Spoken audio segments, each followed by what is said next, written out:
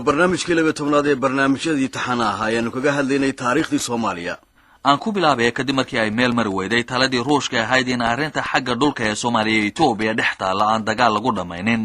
ee si kale looga wareego oo ahayd in federation ay samaystaan xiriirkii u dhaxeeyay midowga Soviet iyo Soomaaliya meel xun u marayo ayaa dabayaaqadii bishii September sanadkii 1977 waxa ruushku ay bilaabeen in si xoog ah dayuurado Itoobiya ay ugu soo daadgurayaan hufar badan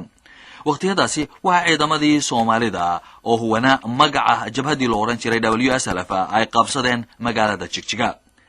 warada ciidamada Soomaalidu ay Itoobiya ku qaadeen waxay ahaayeen qaasi dhaxsale u socday oo guushu ay ahayd marka laga soo bilaabo goday mid aan hakanin waxa isla markaasi si xoogobay iskaashigii dhexmarayay Soomaalida iyo qoomiyadihii kale ee Itoobiyaanka markaasi ka soo horjeedo ay kamid ahaayeen caruusaha iyo oromada degan Baali iyo Harar waxaana waqtigaasi la sameeyay jabhadii iyadana la oran jiray Somali Abo Liberation Front iyadoo isla markaasna waqtiyadaasi ay soo baxeen ereyadiiha Somali Warrior iyo Somali Abo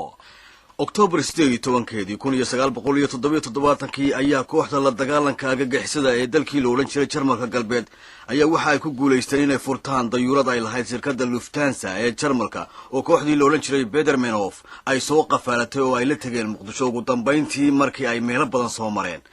Soomaalidu gacantii ay arintaasi ka siisay Jarmalka inay u meel marto ayaa waxa raja ay ku gashay inay u soo joogsan doonaan reer galbeedku danjirihii waqtigaasi Soomaaliya u fadhiyay Jarmalka ayaa waxa uu ahaa Yuusuf Aadan Bookax Yuusuf oo imika Jarmalka degan ayaa waxa aan weydiinay bal sida uu u bilaabmay xiriirkii arintaasi diyaaradda ay ka yeesheen Soomaaliya iyo Jarmalkii galbeed markii arinta dayuuradu ay dhacday sida aad la socotaan ayaa sida aad u sheegtay raja gashay Soomaalida in wax la qaban doono ama Jarmalku uu caawin doono inkastoo ay markaa dagaal ku jirnay xaqii wax ka tarka muxuu ahaa ama hubha ama wax kale oo hub u dhigmaha ahaatee way ka yara fogaadeen ma ay jaalaysan laakiin waxyaabo kale oo muxuu ahaa xagga dhaqaalaha ah ayaad moodaa inay u leexdeen iyo ragii markaa muxuu ahaa soo dagaalamay oo dad badan la keenay halkan oo dagaalkii wax ku noqday oo ay daweeyeen dhinacaasay ka doorteen laakiin dhinacii hubka wax qarsoodiye mooyaane wax kale oo aan anigu ogahay oo ay doorteen oo jiray ma jirin maxay ahayn Yuusuf markaana intay waxa kale diyaar ka waayeen xagga dhaqaalaha marka la eego ee Jarmalku ay doonayeen Soomaalida siiyaan waxa ii yeeray markii hore wasiirka arrimaha dibadda ee Gensher baa ii yeeray isaga warka ii sheegay oo yiri dayuuradu caynka weeyaan saasa dhibaatadaas naga haysata waxaan jecelahay bal inay horta degto oo muxuu ahaa markii adigu dayuuradu ay degtay waxa haddana ka daba tagay nin la yiraahdo Benfish oo Jarmala oo wasiir ah xafiiska muxuu ahaa madaxweynahana jooga oo trouble shooter bay yiraahdaan gaaladu ninkii uu kolka wixii dhibaato ee dhaca ninka u baadi doonay xalila ninkaas hadana xamar loo diray inta ka bacdigeed waxa ii yeeray prime ministerka dawladda Jarmalka aniga ii yeeray wuxuu igu yeeray inuu dadka Soomaaliyeed iyo baarlamaanka Soomaaliyeed madaxweynaha Soomaaliyeed baan u soo mahadnaqayaa buu dad badan uu ka haysan lahaa sidaan warka ku qabo khubara ah ama dhaqaale xageeda ku ahaato ama si kale ba oo ahaatee dad khubara ah oo badan baa raacay lahaa marka arintii markii aan gaarsiiyay wasaaradeedii waxa la yiri waxa hore aan u lahayn safar aanu ku soo marayno Italy iyo France marka taasaan ku daraynaa bay yiraahdeen waxaan idhi ha ku darina laba arrimood oo isku mid ah ma aha aniga waxay ila tahay tan hore u lahaydeenna ina gooni u wadaan booqashada muxuu ahaa odaygana ina ka aqbashaan oo waa ku sugtaan ama marka hore haato ama marka dambe haatee waxa waa la igu diido waxa la yiri waa iskaga mid baa laga dhigayaa waa la soo marayaa halkaas muxuu ahaa warkii ku dhamaaday ma uu tagin odaygii prime ministerka ahaa ee codsaday inuu tago Soomaaliya oo dadka Soomaaliya u soo maadno ma jireen marka Jarmalka dhinacoodu waxyaabo ay diyaariyeen oo ay doonayeen ama mashaariic ahaato ama dhaqaale kala ahaato oo ay doonayeen dalka ku caawiyaan waa jirtay waxyaabo badan baa jiray hatta waxa jirtay in masalan beeraha oo ay Soomaalidu muxuu ahaa caan ku ahayd in ay muxuu ahaa wax ka caawiyaan iyo wixii laga caawin lahaa Soomaalidu markaa sheegan lahayd kaasi wuxuu ahaa danjirihii Soomaaliya ka fadhiyay waddankaasi Jarmalka Yuusuf Aadan Booka. bishii November sanadkii 1977 ayaa dawladii Soomaalidu go'aan ku gaadhay inay cadaystaan mowqifkooda ku saabsanaa dhinaca Ruushka iyo xulafadoodii dhinaca Ethiopia. habeenkii go'aankaasi golahii dhexe xisbigu uu gaadhay waxa raadiyowga magaalada Muqdisho ka sheegay wasiirkii warfaafinta ee waqtigaasi Cabdulqaasim Salaad Xasan. isagii ayaa nimaka idinku wareejin doonaa oo inoo sheegi doona sidii go'aankaasi lagu gaadhay iyo qodobadiisi waxa ay ahaayeen. markii la ogaaday ciidamada Kuubaanka ah iyo isbahaysiga Soviyeetku hogaaminayo iyo hubka xaddaafka ah oo lagu soo qulqulinayo Ethiopia waxaa dhacday in golihii dhexe ee xisbiga hanti wadaagga kacaanka Soomaaliyeed uu soo saaray go'aamo ku saabsanaa arrintaas. golaha dhexe wuxuu ka dooday tillaabooyinka la gudboon Soomaaliya inay ka qaado dawladaha gurmadkaas isu soo kaashaday oo midowga Soviyeet hormuudka u ahaa. qaar ka mid ah xubnaha goluhu waxay soo jeediyeen in xiriirka diblomaasiga ah loo gooyo dawladaha ay ka mid yihiin midowga Soviyeetiga, Kuuba, Jarmalka bari iyo Yementa koonfur intaba. qolo kalena waxay qabtay inaan tillaabooyinkaas isku mar la wada qaadin oo aan laga wada qaadin dawladahaas oo dhan, balse horta lagu kaaftoomo in dawladda Kuuba xiriirka loo gooyo. midowga Soviyeetigana khubaradiisa military iyo tan rayidka aba laga saaro dalka. waxaa kale oo la istusaalay in Soviyeetigu ku xadgudbay heshiiskii kala dhaxeeyay Soomaaliya oo 1974 ay labada dal wada galeen markii uu Soviyeetigu hubka iyo ciidankaba ku taageeray maamulkii Mengistu Haile Mariam. doodaas dheer dabadeed ayaa golaha dhexe xisbigu soo saaray go'aanka qodobadiisu yihiin kuwan soo socda. 1 laga bilaabo taariikhda go'aankan waxaa buray lana joojiyay ku dhaqanka qodobadiisa heshiiskii saaxiibtinimada iyo iskaashiga oo dhex maray Jamhuuriyadda Dimuqraadiga Soomaaliyeed iyo dawladda midowga Soviyeeti sanadkii 1974. 2 laga bilaabo taariikhda go'aankan waxaa la joojiyay dhammaan wixii tashiilaad ahaa oo badda, cirka iyo dhulkaba lahaa oo Soomaaliya u fidin jirtay ciidamada qalabka sida ee midowga Soviyeetiga. 3 khubarada ciidamada iyo tan rayidka ah oo dalka midowga Soviyeeti ka joogta Soomaaliya waxay kaga baxayaan dalka muddo 7 maalmood ku siman. 4 dawladda Jamhuuriyadda Dimuqraadiga Soomaaliya waxay warsatay tan midowga Soviyeeti inay yareyso diblomaasiyiinta iyo shaqaalaha safaaraddeeda iyo laamaheeda ka jooga Soomaaliya lana gaarsiiyo tiradooda mid u dhiganta tan kuwa Soomaalida ah ee jooga Soviyeetka. 5 golaha dhexe markuu arkay faragelinta dawladda Kuuba oo u soo dirtay gobolka Geeska Afrika in ka badan 15,000 oo ciidamadeeda ah oo lagu taageerayo xukunka Ethiopia, wuxuu go'aamiyay in loo jaro dalka Kuuba xiriirkii diblomaasiga ahaa oo ay la lahayd Jamhuuriyadda Dimuqraadiga Soomaaliya. 6 goluhu wuxuu amray inay dalka uga baxaan muddo 48 saacadood dhammaan diblomaasiyiinta, shaqaalaha iyo khubarada Kuuba. go'aanku saas uu ahaa qodobadaas uu ka koobnaa xoogiisu. kaasi waxa uu ahaa Cabdulqaasim Salaad Xasan. inkastoo haddaba Soomaaliya ay saartay ilaa 6,000 oo khubaro Ruush ah, waxaa jirta in dalka Suudaan uu isku dayo inuu kala taliyo Soomaaliya inaanay Ruushka saarin ka hor intii aan go'aanka la gaadhin, isagoo u cuskanayay dhibaatada taas u yeelatay iyaga markii talabadaasi oo kale ay qaadeen. talabadaasi waxaa dawladdii Suudaan ee Numeru madaxda ka ay gaarsiisay wakiilkii militariga Soomaalida u fadhiyay Suudaan ee markaa joogay magaalada Khartoum oo ahaa Xuseen Saalax Muuse. isagii ayaa inoo sheegi doona sida warkaasi uu ku soo gaadhay iyo wixii uu ku dhaqaaqay. anigu bixitaanka Ruushka waxaan ku ogaaday anoo Suudaan jooga oo madax askari ka ah ayaa maalmaha ka mid ah ay tahay markaa 25kii bay ahayd bisha September. marka anigu habeenka cashan ku maqnaay ra'iisul safaaradda Maarif meeshii Ammaan intaan guriga ka maqnaa ayaa waxa ii soo weedeertay guriga oo yimi wasiirka gaashaandhigga ee Suudaan markaas oo loo jeeday Maxamed Ali Bashiir, Lieutenant General Maxamed Ali Bashiir. markaa guriga ku soo laabtay 9kii oo waxala meelahaas ayaa xaasku ii joogto waxay ku tiri wasiirkii suudaantii maxamed cali bashiir ayaa intaad maqlid guriga yimi wuxuuna ku yidhi haddayd bixi lahayd hayga bixin waa kusoo noqonayaa wasiirka adigu 15 daqiiqo kadib ayuu soo labtay keligii isagoo baabuurkiisa Mercedes wata waanu isaalan markaa wuxuu yidhi nakeen waan ku rabaa magaalada Khartoum baanu wareegnay runtii markaas wuxuu arrin maartay meeshii degdega ayaan ku doonayay arrintaasana doonaya maartay meeshii dawladdiina inay gudbiso markaas arrintu waa maxay markaa wuxuu yidhi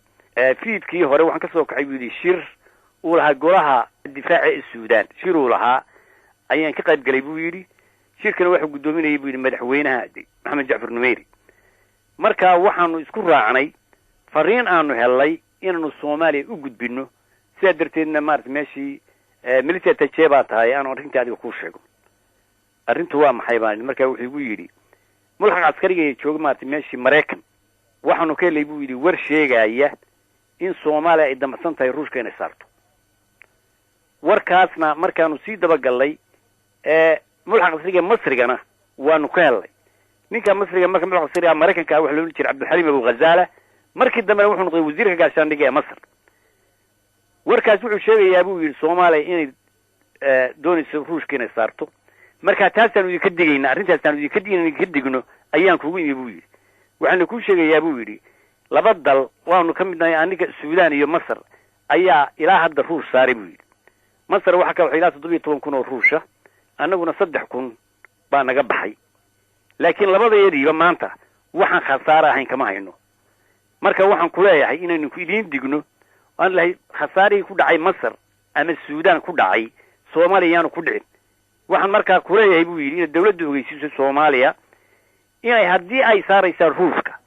waa inay qoraal cad ka haystaan Mareykanka iyo shuruud ay Mareykanka la galaan haddii aanay taahayn dagaalka ay ku jirtaan waa ku jabaysaane aynkaa samaynina digniinta aynkaasa ayuu maartay meeshii wasiirku ii sheegay waxa sababta markaa nala joogo safiirka ahaa Maxamuud Xaaji Nuur gurigiisaan ugu tegey ilaa 10 iyo barkii arrintii baan u sheegay maanu fadhiisanay markii baan maartay intii wasiirku noo sheegay safaaradii baanu furannay intii baanu qoraal ka dhignay waxaanu markaa goosanay labadayaduba Italia maalinta waxay salaasada berri dhoofaysa ilaa inaan raaco oo warka aan dalkii geeyo sidii baanu yeelo maartay meeshii qunsulka Talyaaniga ee ayaa gacan siiyay dawladda Italia saasaaro nimadii ku raacay waxaan ka degay xamar markaa kadib wasaaradda gaashaandhigga aan tegey wasiirka gaashaandhigga Maxamed Cali Samatar ayaan arrintii u geeyey wuxuu yidhi 3 maalmood sug jawaabaan ku soo celinaynaa waan sugay 3 maalmood kadib markaas uu yidhi iska noqo arrintii maartay meeshii anaga dhamaystirayna taa waxay xigtay bishii November dhammaadkeedii anoo Khartoum markaa ku soo laabtay oo la yidhi Soomaaliya Ruushkii way saartay waxaan markaa gadaal ka ogaaday mar dambena inaan wax shuruud ah fariintii aanu geynay ee Suudaan noo sheegtay in wax allaale wax laga qabtay aanay jirin ay noqday hal bacaad lagu lisay Soomaaliya iyadu wax allaale wax shuruud cadaana oo heshiis Amerikaan ay la gelin inay maartay meeshii Ruushkii dibadda u saartay taasuna khasaarihii la ogaa ee ballaadnaa ay runtii keen markii dambe Soomaaliya haddaba saaxiib la'aan ayay ku soo dhacday waqtigaasi Mareykanka iyo Britain ba waxa ay mashquul ku ahaayeen wadahadaladii Rhodesia oo aad u jilicsanaa labadoodu waxa ay isku dayeen inaanay faquuqin ururka midnimada Afrika fikradda ay qabeenna waxay ahayd in khilaafka dhuleed ee dhex yaala Ethiopia iyo Soomaaliya loogu dhameeyo Afrikaan ahaan go'aanka Afrikana waxa uu ahaa kii la gaaray xilligii la sameeyay OAU-da oo ahaa inaan waxba laga bedelin sohdimaha Afrika sidii gumaysigu kaga tagay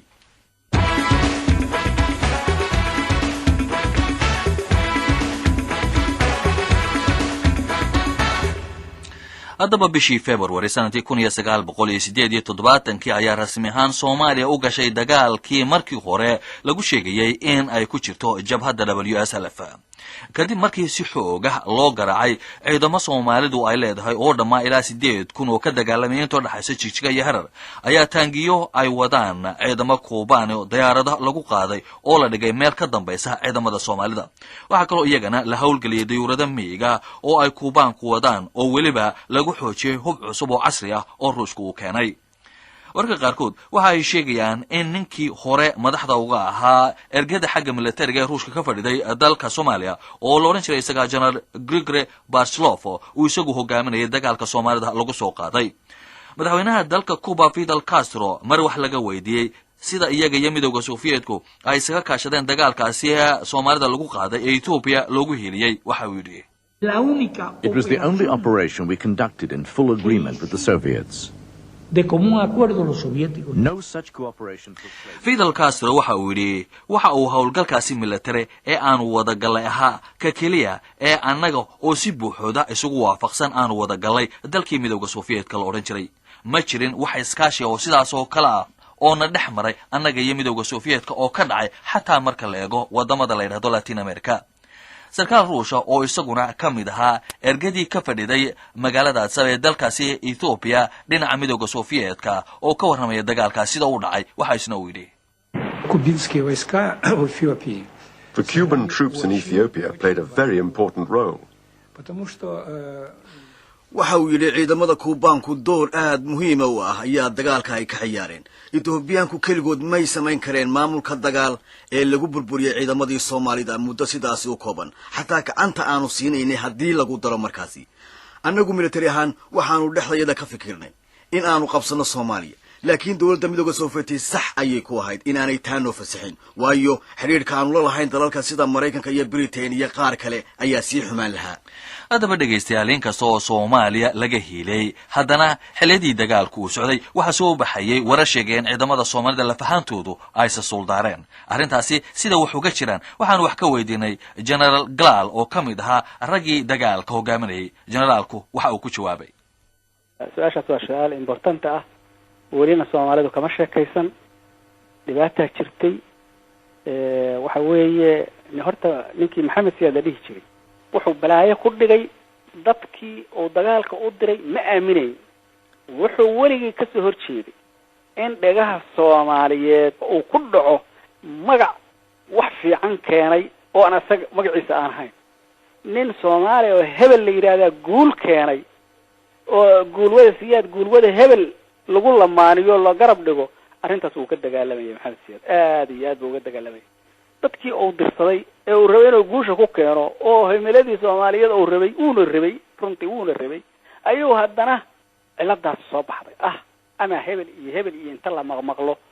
dad kale lagu garab dhigaahayba ay meesha soo baxaan marka wuxuu walba uu fashil asaga fashilinay maxaa tusaalahan mesela aad soo qaadi kartaa adigu mesela intii hogaanka xagga dagaalka aad waday dagaal ku jirtay waxyaabihii dhibaatooyinka hay hawshaadii lagu xuriyamay maxaa kamid ah marka meel la aadayo ciidan baa loo qoodeeyaa la yiraahdaa intaas oo ciidan intaas oo saas meeshas galaya la yiraahdaa ciidankii uu nus reebanaya markii la dhaqaaqo ayuu nus reebanaya dayuuradii uu reebanaya wuxuu reebanaya madaaficdii uu reebanaya midda kale meesha ka dhacaysay markaad rasaas nooca dalbato ayaa nooc kale lagu keenaya markaad shidaal nooca dalbato ayaa nooc kale lagu keenaya aadan waxa aan ku sii cadeeyay markii aniga iyo qoonkii iga korreeyay markaan isku qabanay dagaalkii saan la yeelo aniga waa leega soo waday maalin aamin inagoo joogna ayaa meeshii aan ka imin la soo jabsaday Maxamed Siyaad baana la jooga markaas warsee la yeelay asaas markii naloo sheegay ayaa eri war frontiga waqooyi hadii la soo jabsaday frontigan southka meeshaan filto iyo dhinaca nagayl xagiisa oo aan waxba laga qaban ayaa ciidankaas aan dhaqaajino oo aan daf siino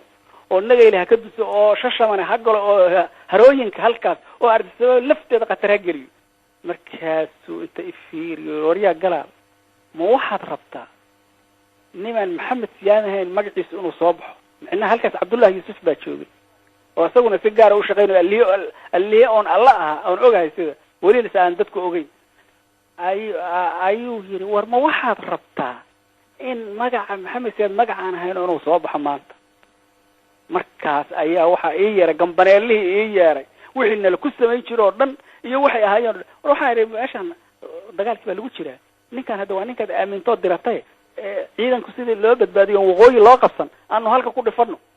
haddaad asaga diidaysa nin kale aan ku darno markaas aniga waa isugu qaymid nin hebel la yiraahdo isugu qaymid alla igu oginaano been sheegay intaas ayaan dhegaystayaal maantana kusoo gabagabaynaynaa barnaamijkii